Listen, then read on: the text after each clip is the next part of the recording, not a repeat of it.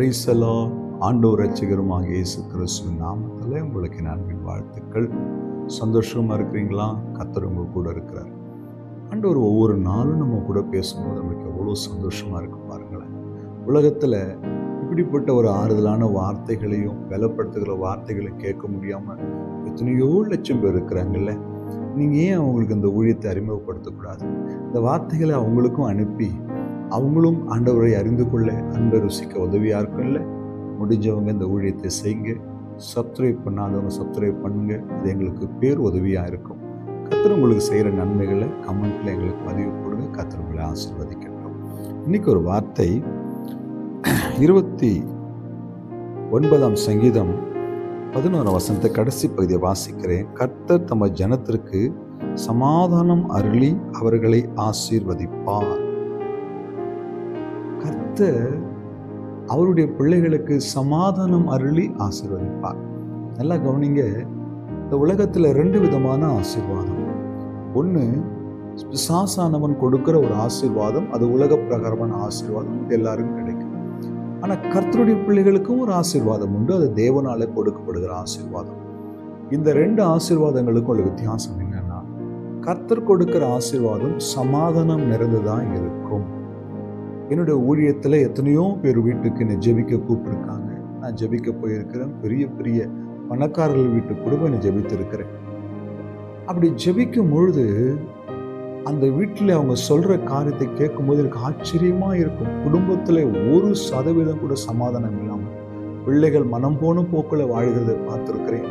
கணவன் ஒரு புறம், மனைவி ஒரு புறம், பிள்ளைகள் ஒரு புறம், குடும்பமே அப்படியே சிதைந்து போயிருக்கும். ஆனால் எல்லையில்லாத பணம், எல்லையில்லாத சொத்து, கார், பங்களா, வீடு எல்லாம் இருக்கும்.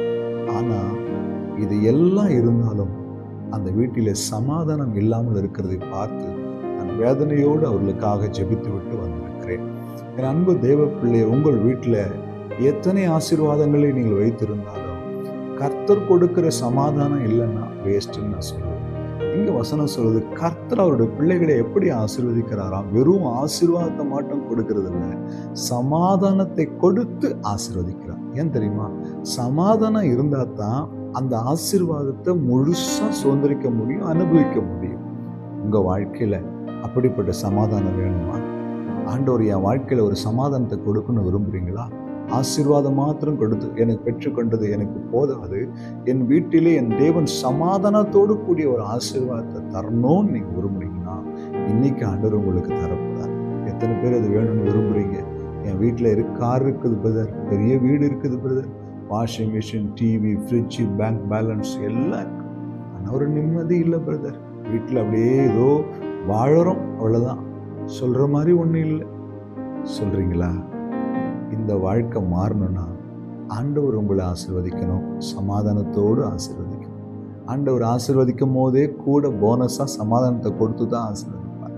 அது இல்லாமல் அந்த ஆசீர்வாதம் நிறைவாக இருக்காது. இன்னைக்கு நீங்கள் பெற்றுக்கொள்ளணும்னு விரும்புகிறீங்கன்னா உங்கள் இருதயத்தில் கையை வைங்க, கண்களை மூடுங்க, முழு மனதோடு என்னோடு கூட சேர்ந்து ஜெபம் பண்ணுங்க. இன்னைக்கு நீங்கள் எதிர்பார்க்கிற சமாதானத்தை உங்கள் வீட்டுக்கு ஆண்டவர் தரப்போகிறார். ஜெபிக்கலாமா?